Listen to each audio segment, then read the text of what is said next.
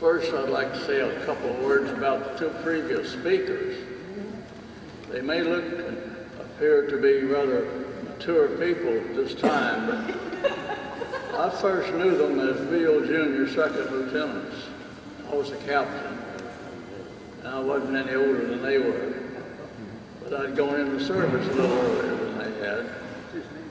And we were put together as a squadron down in Orlando, Florida, and made our way to Europe. Now, the previous speakers have told you quite a bit about that. There were some problems with it. We lost a couple pilots at Twinwood Farm trying to fly the bullfighter. The bullfighter was very difficult to fly if you had been flying something like this. This airplane was the easiest plane to fly the Air Force ever had. It was stable, very stable. These two people did great jobs for the squadron, for the Air Force. Harold Augsburger came in as a second lieutenant, did his job properly, and as time went by and other people were eliminated, he went home and came back for a second tour and took over the squadron. Harold Augsburger did 2 tours of combat duty. I think that deserves a little bit of applause.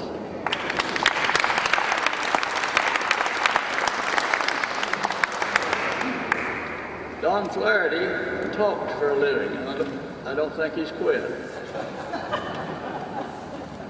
He gave us instructions from the ground where the airplanes, where the enemy airplanes were, and how we could get there, and then help us get back to our bases. We had very little radio aids and radar aids in getting back to our air base. Just the controllers who controlled the combat were the ones who directed us back. The airports were very poorly equipped compared to today.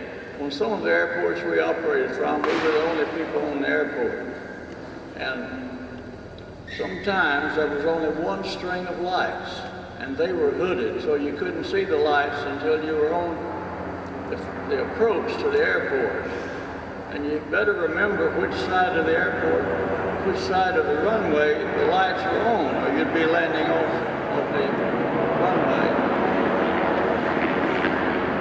Living conditions were fairly primitive, and many people got sick because of the fly situation.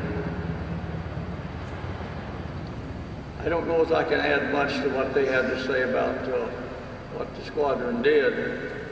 I will try to say a few words about my association with this particular airplane. I didn't fly this airplane until I got back from Europe. And I went out to Hammerfield to visit some people, and Ambrose Banks was out there, and he checked me out in this airplane. It was the easiest thing I ever flew. It was stable, very stable. I suppose you all know that it has no ailerons. It has spoilers.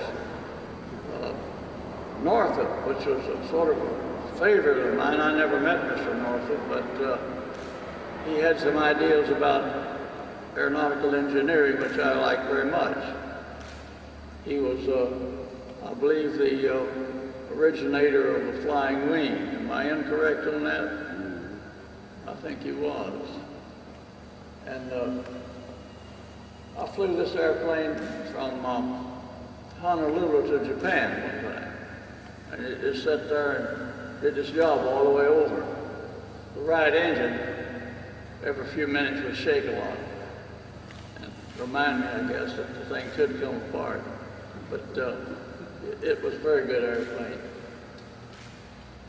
But after the war was over, I went to Japan, and they gave me a squadron of these. So I was squadron commander of the 421st for quite a while. And after I got back to the States, they gave me another one. So I commanded 3 or 4 NightFighter Squadrons, starting with the 415th. After that, they sent me to Korea and let me fly some more black airplanes. The Night Intruder outfit over there. I don't have a lot more to say except I'd like to see this airplane finished. I don't have enough money to do it, but I hope you people are going to continue to do that. If anyone wants to question me, I'll take a question or two, but I think these two gentlemen ahead of me have told you enough about the 415th. Well, thank you very much.